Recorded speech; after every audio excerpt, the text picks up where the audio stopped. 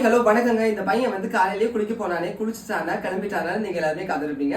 அந்த பையன் அதே மாதிரி குளிச்சு கோயிலுக்கு போயிட்டு கிளம்பியாச்சுங்க. புது சட்டை போட்டிருக்கேன், ஓகேவா? சட்டை இல்ல, டிஷர்ட். அப்படியே நம்ம சாப்பாடு முடி பார்த்துடலாமா? நேற்று கோயில் வாங்கினா ரெண்டு இட்லி. அதுக்கப்புறம் வந்து இந்த சின்ன காஃபி பானையில வந்து சாம்பார் கீழே செஞ்சிட போகுது. சாம்பாரா